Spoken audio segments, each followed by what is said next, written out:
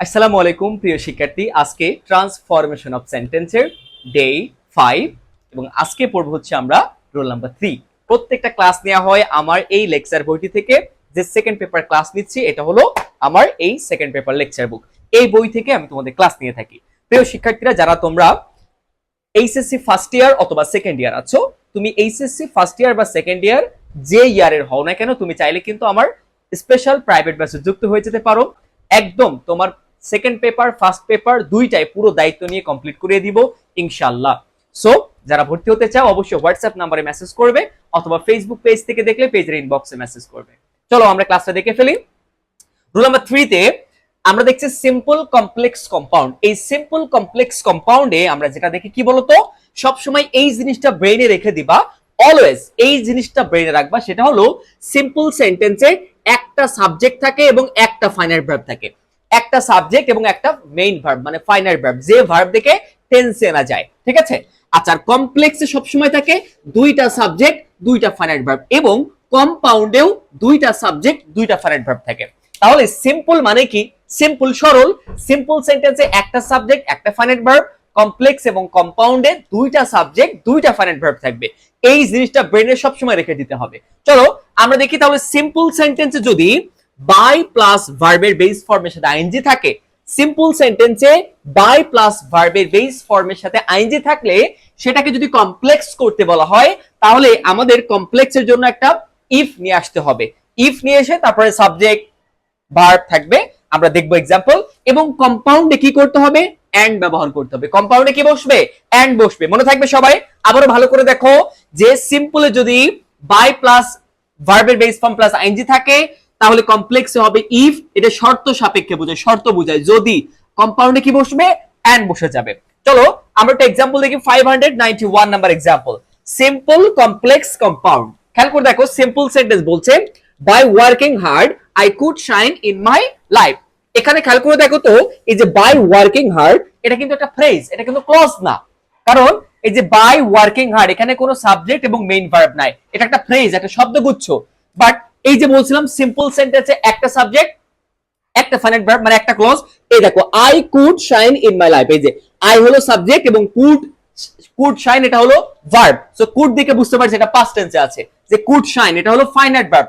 ওকে, তাহলে একটা ফ্রেজ এবং একটা ক্লজ, তাহলে এইটা কিন্তু মূলত কি সিম্পল সেন্টেন্স। এবার যদি কমপ্লেক্স করতে চাই, কমপ্লেক্স কম্পাউন্ডে দুইটা সাবজেক্ট দুইটা ফাইনাইট ভার্ব। এবার আসো, আমরা যদি বাই প্লাস আইএনজি থাকে, তাহলে কমপ্লেক্সে কি নিয়ে আসতে হবে? কমপ্লেক্সে নিতে হবে ইফ। তাহলে প্রথমে আমরা ইফ বসিয়েছি। আচ্ছা, ইফ বসিয়েছি, ইফ ইফ। এবার কি করব? ইফ এর পরে একটা সাবজেক্ট আসবে, কারণ এখানে কোনো সাবজেক্ট নাই। এই যে বাই ওয়ার্কিং হার্ড, এখানে কোনো সাবজেক্ট নাই। সো এখন কি করব? আমরা পরবর্তী যে সাবজেক্ট আছে ওখান থেকে অর্থের উপর ডিপেন্ড করে একটা সাবজেক্ট নিয়ে আসতে হবে। সো এখানে আই, আমরা এখানে আনতে পারছি আই। ওকে, এবার খেয়াল করে দেখো, এখানে মেইন ভার্ব কোনটা আনবো? সাবজেক্ট নিয়ে এসেছি আই, বাট এখানে ভার্ব কোনটা বলো তো? এই বাইটাকে বাদ দিয়ে দিব। তারপরে যে ওয়ার্কিং আছে না, আইএনজি করা আছে, এই আইএনজি ভার্বটাকে আমরা মেইন ভার্ব হিসেবে কাজ করাচ্ছি। এবং কি করব? এরপরে দেখো কোন টেন্সে? কুড। কুড কুড কি পাস্ট টেন্স, ফাইনাইট ভার্ব কি could, past tense. Past tense হইলে এখানেও এই ভার্বটা হয়ে যাবে পাস্ট টেন্স। ক্লিয়ার? এখানে প্রেজেন্ট থাকলে এখানে হবে প্রেজেন্ট। বুঝতে পেরেছো? ওকে, ফাইন। এবার খেয়াল করে দেখো, এখানে যেহেতু আছে পাস্ট, তাহলে এখানে এই যে ওয়ার্ক আর আইএনজি বাদ দিয়ে ওয়ার্কড হয়ে গেছে, ইডি যুক্ত করেছে, ওয়ার্কড হার্ড। এবার পরে কমা, যা আছে তাই বসে যাবে, আর কোনো পরিবর্তন নাই। এবার দেখো, আমরা যদি কম্পাউন্ড করতে চাই তাহলে কি হবে? কম্পাউন্ড দেখো, আই ওয়ার্ক। এবার কম্পাউন্ডের সময় কি হবে? বাইটাই কিছু থাকবে না, জাস্ট এই দেখো ইফটাকেও বাদ হয়ে যাবে। কম্পাউন্ড করার সময় ইফ বাই কিচ্ছু থাকবে না, জাস্ট কি হবে? এই যে subject, subject I work hard. এইবার কমা উঠে কি বসবে? এই যে এন্ড। কি বসবে এখানে? এন্ড বসে যাবে। পরে I could shine in my life, I could shine in my life. 592 number example, by reciting Quran we can enrich our mind. এবার দেখো কি করব? বাই থাকলে এই যে বাই প্লাস আইএনজি করা আছে, আমরা কি করব? কমপ্লেক্সে ইফ বসবে। আচ্ছা, বসিয়েছি ইফ। এবার ইফ এর পরে কি হবে? অবশ্যই আরেকটা সাবজেক্ট আসবে। সো এখানে পরবর্তী থেকে আমরা সাবজেক্ট উই আছে, আমরা উইটা নিয়ে এসেছি উই। এবার দেখো এখানে যে ফাইনাইট ভার্বটা, ভার্বটা কোন টেন্স আছে? প্রেজেন্ট। ক্যান, প্রেজেন্ট থাকলে কি হবে? এখানেও প্রেজেন্ট হবে। তো আইএনজিটাকে বাদ দিয়ে আমরা প্রেজেন্ট করেছি, ফাইনাইট ভার্ব করেছি রিসাইট। ইফ উই রিসাইট কোরআন, এবার পরে যা আছে দেখো, we can enrich our mind. এবার আমাদের কম্পাউন্ড করার জন্য কি হবে? উই রিসাইট কোরআন, এই যে কমার এখানে কি বসবে? এন্ড। তারপরে we can enrich our mind, we can enrich our mind, যেভাবে আছে ঠিক ওইভাবে বসে যাবে। আশা করি এখান থেকে তোমরা এগুলো করতে পারবা। চলো আমি আরেকটু দেখাই তোমাদের, একটা গ্যাপ করে দেখাই আমি।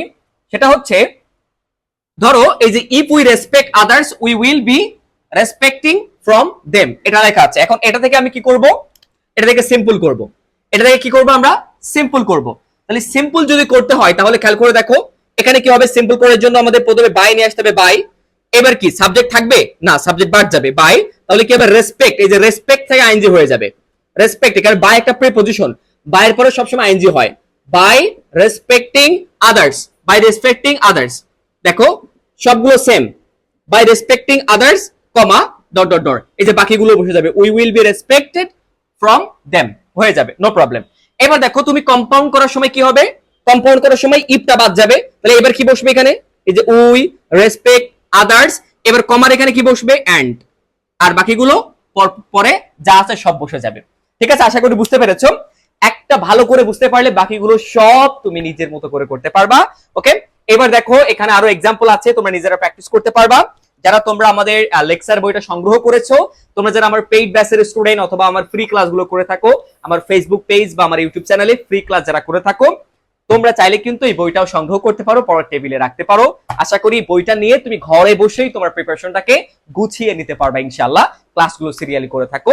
প্রিয় শিক্ষার্থীরা, তোমরা আবারও বলছি, তোমরা যারা ইংলিশটা নিয়ে খুবই টেনশনে, খুবই ডিপ্রেশনে আছো, কিভাবে ইংলিশটা শুরু করবা, কিভাবে শেষ করবা, সামনেই পরীক্ষা, কিভাবে গোছানো একটা প্রস্তুতি নিবা, তোমার টার্গেট ইংলিশে ভালো রেজাল্ট করা, ইংলিশে এ প্লাস করা, ইংলিশে সর্বোচ্চ নাম্বার নিশ্চিত করা, তাহলে তুমি নির্দ্বিধায় চাইলে কিন্তু আমার অনলাইন পেইড ব্যাচে যুক্ত হয়ে যেতে পারো ইনশাআল্লাহ। আমি তোমাকে দায়িত্ব নিয়ে পড়াবো ইনশাআল্লাহ। আল্লাহ হাফেজ।